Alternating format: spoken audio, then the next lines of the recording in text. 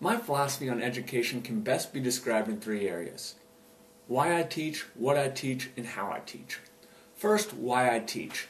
I teach for several reasons. One, I truly value impacting my community, and teachers have a tremendous impact in their community, giving every student an opportunity to succeed and reach their full potential. Also, I teach because schools value more than any other profession continual learning, whether it is student, coworker, or myself. Continual learning is extremely important to me. And lastly, why I teach, I'm passionate about working with young people. Building positive professional relationships is my favorite part about why I teach. What I teach, I'm an all social studies endorsement. In my classes, I value skills over content. And these skills would be the 21st century skills: digital literacy, collaboration, creativity. These are all skills that I believe are can be used cross-curricular, can be used outside of school for the rest of your life. And these life skills, these 21st century skills, are what I try to teach in my classroom. And how I teach is a mixture of science and art. As far as the science goes, I'm a firm believer in the gradual release model, going from teacher to student responsibility in that gradual shift, and also the value of formative assessments in shaping lesson plans and student learning, future student learning.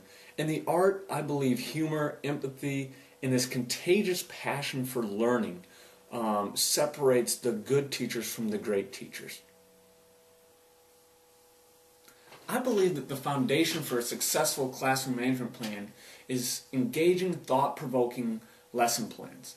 But we all know that you need to build upon a foundation for it to work. So in order to build upon that foundation, I think that students should be allowed to play an active role in the decision-making of that classroom management plan. As C.J. Hardin states, if the goal is to have students take responsibility for their behaviors, teachers must allow students to make decisions about what is right and wrong. So in this capacity, on one of the first days of the trimester, I like to pull out the school handbook and have students flip through it. We discuss it. We tell some stories about what we've seen as far as those rules. And the class, once they've reviewed it, they find 3 rules that they think are relevant to their learning, to the success of their learning. And then I select 3 more rules. So we have 6 rules.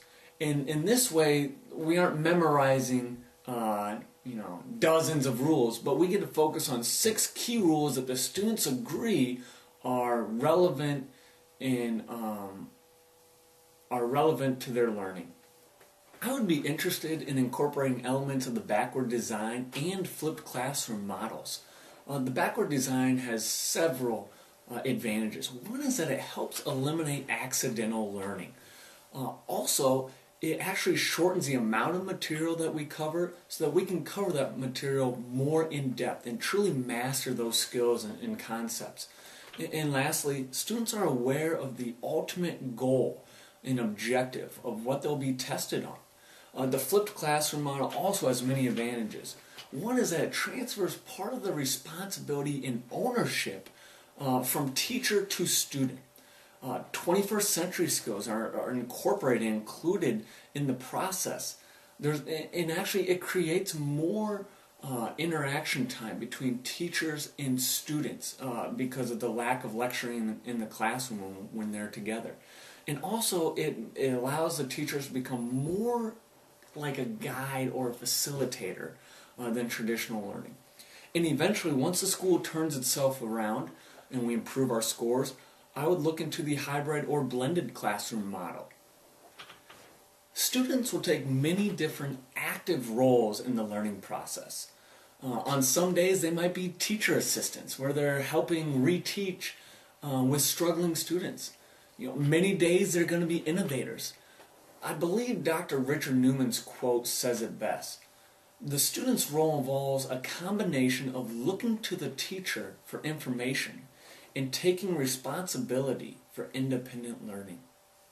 PLCs are a great way for teachers to work together to improve the entire culture of a school building. Several key aspects that we need to focus on when implementing PLCs. One, they need to be goal-oriented. They need to be collaborative, data-driven. There needs to be a sense of accountability. And teachers need to feel comfortable enough to share their personal practices. Several things would stand out when you'd come into my classroom. First, you would see positive professional relationships being built between students and teachers. Another thing, you would see students engaged in meaningful learning. 21st century skills such as collaboration, digital literacy, and critical thinking skills would be going on in the classroom. If you stayed long enough, you would see multiple checking for understandings, these formative assessments that let me judge where the class is and where we need to continue to go to. If you talk to the students, they would be aware of the day's learning objectives. Overall, I think you would see students that truly value the educational process.